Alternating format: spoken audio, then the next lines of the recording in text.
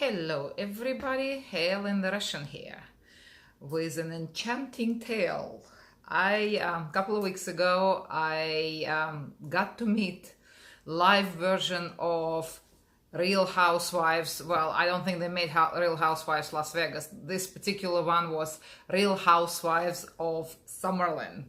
And apart from the fact that it's a bit of a funny story, do listen through the whole thing because there are some very practical tips about a couple of things occurred during that ride, and you might benefit from the knowledge of how to handle that because it's not something everybody comes across all the time.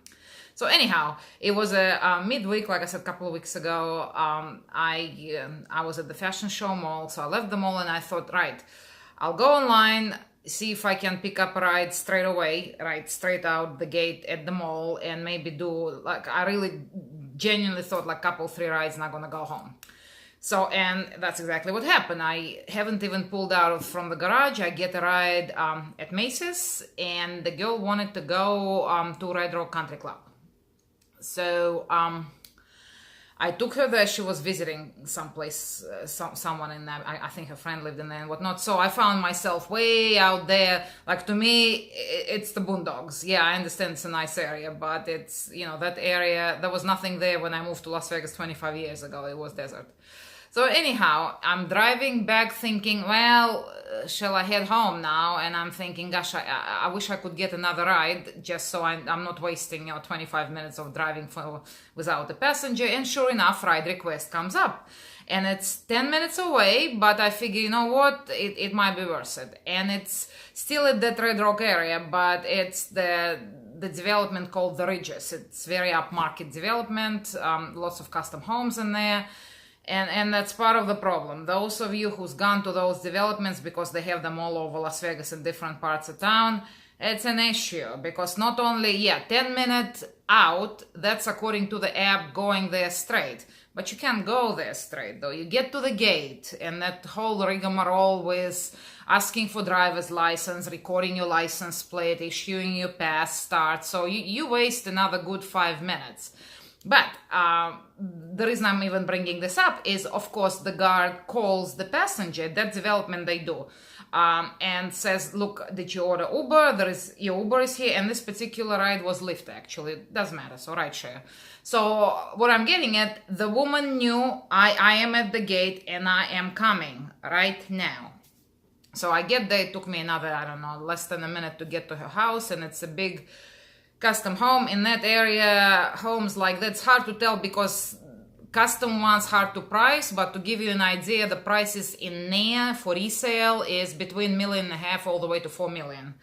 So looking at that one from outside, it was already dark, but quick estimate, I used to be a realtor, I need to see inside, but let's say conservatively $2 million home.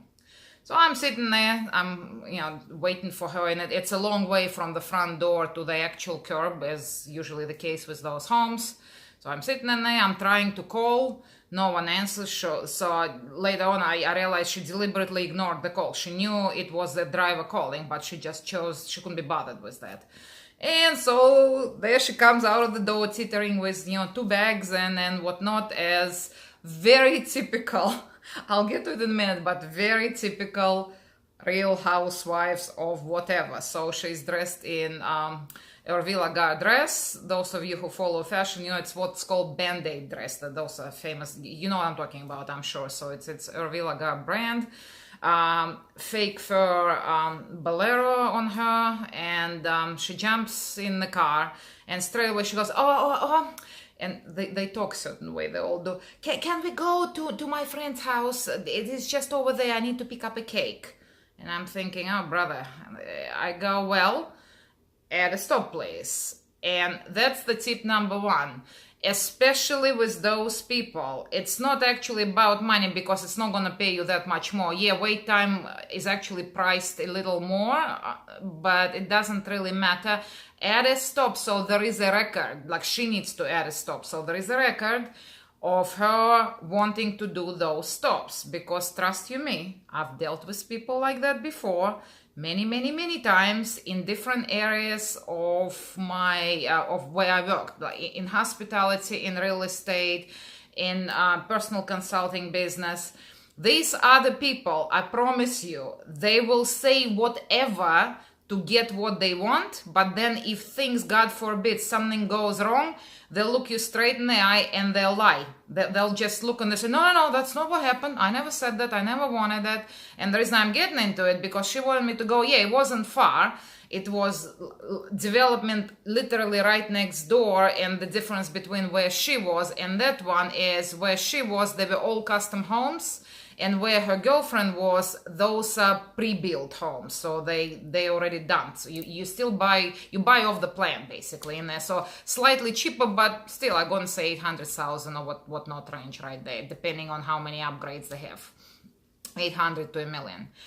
So I could tell she's not liking the fact that I asked her to do it. She goes, oh, well, can you start driving though? Because there is a bad signal in here and I can't find her address. And I'm like, okay. So we pull out the gate, I stop, she finds the address. And now I know where to go to get to her friend's place. And in the meantime, she goes, oh, can you keep the dome light on so I can put my shoes on? So she did not want to wear her Louboutins out of the house. She had different shoes on, but in the car, because they're now going to see what I'm talking about. It's all about showmanship in there. So she's putting her Louboutins on really quick and, trying to be all that. So now back to the cake. So that was issue number 1. Issue number 2, back to the cake.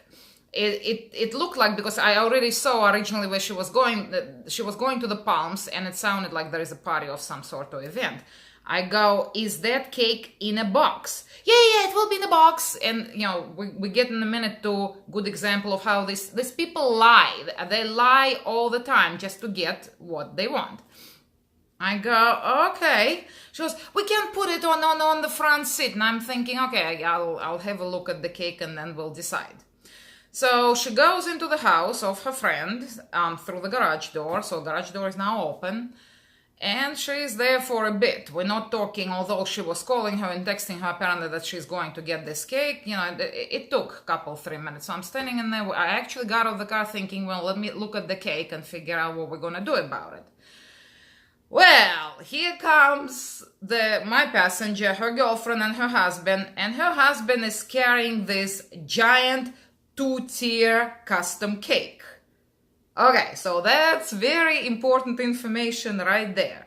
I know a thing or two about custom cakes and catering, not only because I worked in hospitality, but because my last ex-husband had very extensive family, and he owned, several stores of very prominent business here in Las Vegas. So there was a lot of, what I'm getting at, there were a lot of gatherings, special events for the clients and whatnot. And because I worked in hospo, I often was tasked with organizing catering, custom cakes and whatnot. So I know exactly what's what. So with those custom cakes, I can tell you, they're actually very heavy. They're a whole lot heavier than you can possibly imagine. But more to the point, they're also very expensive. Like that cake he was carrying, my estimate would be between $400 to $500 worth of custom cake right there. And it was, of course, it wasn't in the box. The box was just that regular rectangular box. So the bottom of it was sitting in the box, but the whole cake was out on the open there. So I'm looking at it and I go, no, that cake is not coming in my car. Like, hail to the no, absolutely not. And she's giving me this look. She goes, oh, it'll be okay. Well, here's the thing. No, it will not be okay, because reality is, yeah, probably I could have put it in and would have made it to the Palms and nothing would have happened. However, you can't count on it. There are so many times, and if you drove long enough, you know how it is. Someone will make illegal turn in front of you or fail to yield. You're going to have to brake sharply. Guess what? That cake is going to become a projectile. And not only it's going to mess up your car massively, meaning you're facing huge cleanup, I promise you, not only she would not be willing to pay for cleanup, she's going to blame you for destroying that $500 cake. She's going to try to find a way to get either you or Uber pay for the destroyed cake. And she is not, the fact that you're going to be saying, yeah, but she insisted, and she's going to be giving a completely different story, and she'll find a way, because these people always do, to blame you or the company and try to get their money. So my position on that, like I was not gonna do it. I didn't care, and I told her, I said, look, I cannot do it. If you can't cope, I'm gonna cancel the ride. You don't have to pay for it. I actually put the passenger doesn't have to pay. Get another driver. I'm not dealing with it, not even. And so ultimately her girlfriend and the husband, they put the cake in their SUV in the back and they drove the cake. And apparently they were going to the party as well. So see, that's another point. They were actually going. They didn't drive there just to deliver the cake. They intended to go to the party, but they didn't want to put the cake in their car. What does it tell you? What does it tell you? They wanted to unload responsibility on someone else, someone they can blame. If something happened, they would have blamed you. Now, back to Real Housewives of Summerlin. So I was fortunate enough throughout my life to meet few, not many. To be specific, of that kind of wealth, solid wealth, I met two people who were genuinely wealthy. The reason I'm getting into it is there is a difference between this kind of wealth of people I'm talking about now, the passenger, and the wealth of the people that I met before. So it's real wealth versus what I call fake wealth, or wealth borrowed on the margin and leverage. And the difference is, the house, like, yeah, you live in a $2 million home, but it's mortgaged up to the tilt. You have huge mortgage payment. Yes, you have several cars, but all of them leased, or you have the payments on them. Yes, your house is full of stuff, but all that stuff is charged on the credit cards that all are maxed out, and you're counting on whatever comes. And I mentioned that before in other videos. It doesn't matter how much money you make, like what your actual income is. It's how much money you get to keep. So say you're making $500,000 a year, $500,000, sounds like great deal of money.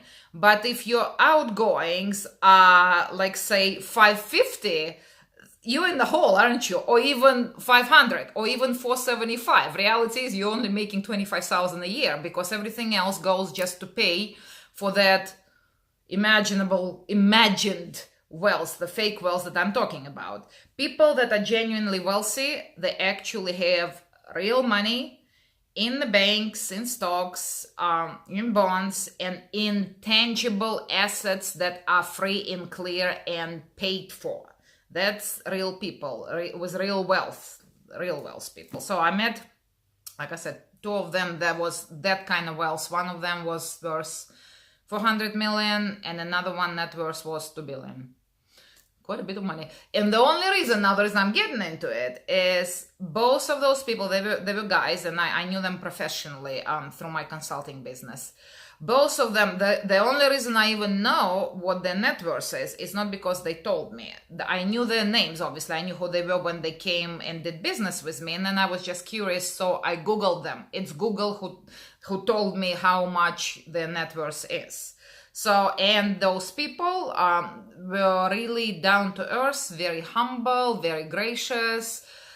Like, seriously, in fact, they try to minimize their wealth. I mean, they didn't like to talk about it. And versus these people I'm talking about, the Real Housewives of Summerlin, who try to flaunt something that now, I'm not saying this woman was, everything was mortgaged to the tilt and borrowed and whatnot, but honestly, it kind of appeared that way. It's the parents, and I tell you why. There is a solid reason why I think that's the case. So anyhow, we'll get to it in a minute. So she gets in the car, and now she's clearly not happy that I didn't want to take the cake, but I can care less. So she's in the car, we're driving, and I'm being defensive driver, as I always am, especially in those areas, because I only drive little car, I only drive little Kia Soul. Well, there are people there on Land Rovers and big Mercedes SUV, they'll mow you down because they feel they're entitled. And it happens more often than not. I've seen it happen. And so I come to this bend, and there is a big Land Rover coming at me from the left, and I stopped, and she goes from the back, "Oh, you can go, yeah, he needs to stop." I said, you know what, I'd rather be sure, I'd rather be careful and avoid an accident that get into the whole thing. And I said, people, especially in this area, I want to be extremely careful. She goes, oh, it's really nice area. I go, I know, that's what I mean. It is indeed a very nice area. Yeah, that's what I'm talking about. Entitled people in big cars. And she didn't like that either, but like I said, I didn't care. So we keep driving down the road. She goes, oh, there are bad drivers everywhere. I said, no, that is true, but absolutely valid argument. However, in my experience, I tend to be a bit more cautious in these areas.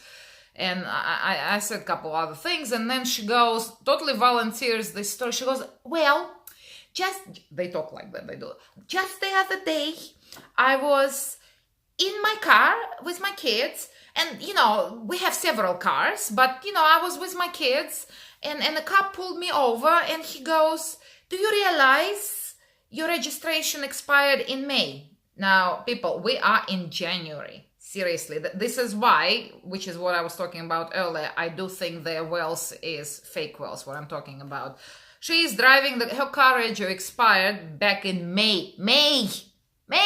Not last month, not 2 months ago. May. And she goes, well, I wouldn't know anything about it because my husband takes care of everything. And I don't know what color sticker. I don't look at those dates and whatnot. And I'm kind of giving her like side glance going, Jesus, you're a grown woman. Like, we're not talking. She was, I'm going to say early 30s for sure. Early to mid 30s. So grown ass woman. Really though? But the fact that she was, well, we have several cars and whatnot. And so apparently cop was really gracious. He didn't tow her car. He gave her a ticket, but he let her go home with the kids in the car with that expired rego. Because he could have. With May expiration, yeah. So anyhow, and then she carries on, and then she gets on the phone with that girlfriend who is driving with her husband in an SUV, like kind of following us. And, they go, she goes, oh, and it comes to pass, it's very clear that she moved here from California, that's another thing she said. She goes, oh, and then I had to go and do the registration. So apparently her husband doesn't take care of everything because she had to go do it. And she says, I had to do a smoke check. It's a new car. It's 2016.